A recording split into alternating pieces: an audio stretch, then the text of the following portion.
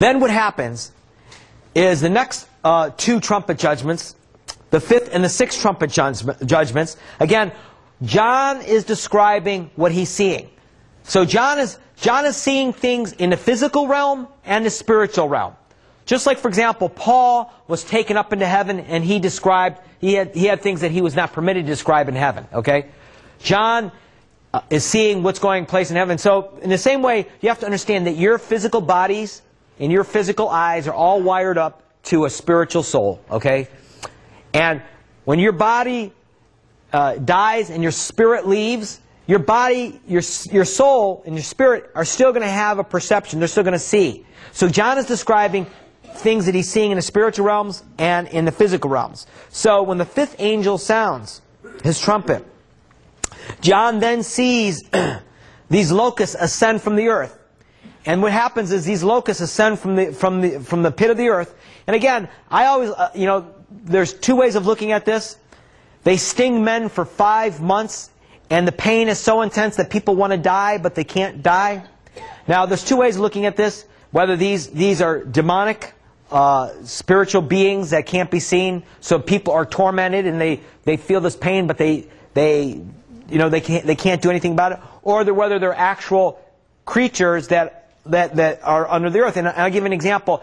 There are so many creatures out there that we don't even know about. For example, lots of the deep sea expeditions are finding all kinds. I mean, if you look at some of those creatures, they look pretty amazing. It's like, man, wow, anglerfish and all, with huge teeth and things like. Where did all these come from? Okay, and a lot of them are newly discovered. So these beings come from beneath the earth, from the earth. Now, I just want you to notice something. And according to the book of Revelation, they sting men for 5 months. Now, here is the mercy of God. Even in judgment, God's merciful.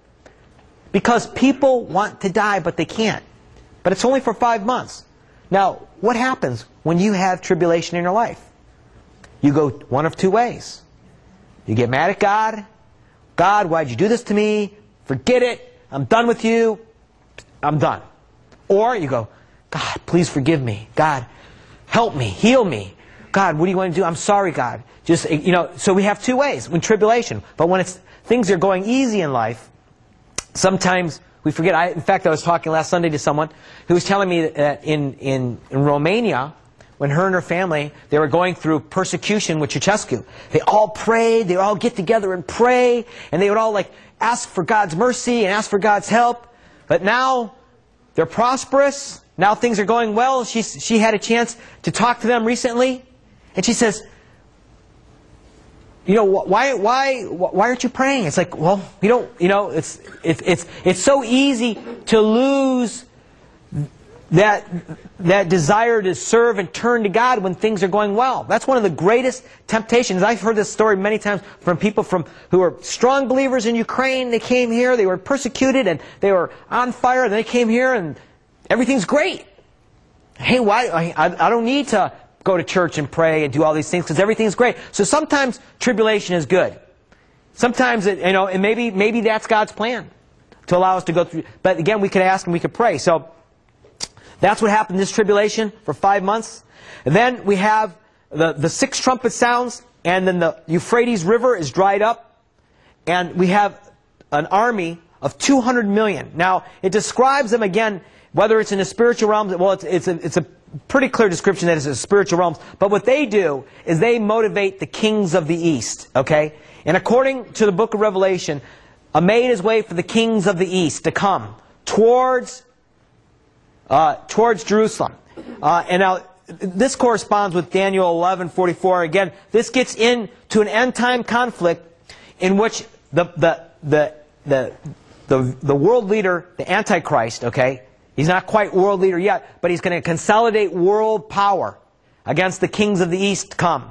And according to Daniel 11:44, he goes forward with great fury to annihilate many. So, according to Revelation chapter 9, another third of the earth's population dies at this point from this war. That's not including the meteorites and everything else, okay? So you have to understand, life is not good on the earth at this point. Because if 1/4 dies in the beginning, and then we have another third that dies here, Just those two numbers alone leave us at 47% of the Earth's population is dead, okay, at this point. And that's just at the middle part of the tribulation period, okay? So it's not going to be a fun time on Earth. Again, what's happening here is that we're having a transition of kingdoms. The kingdoms of this age, we live in a fallen, corrupt world, and God is transitioning the fallen world towards His kingdom. And in His mercy, rather than executing judgment at once, He's allowing the earth to go through a transition period. He's allowing people to make decisions for eternity. And this is God's mercy. You know, after some of these, and this is really where the hardness of people's hearts come out. So that's the first half of the tribulation period, okay?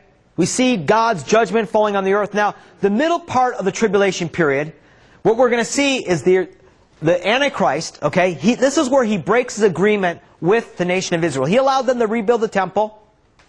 The temple's rebuilt. But he breaks that agreement. This is where the abomination of desolation comes in. And then Revelation chapter 11 talks about these two individuals.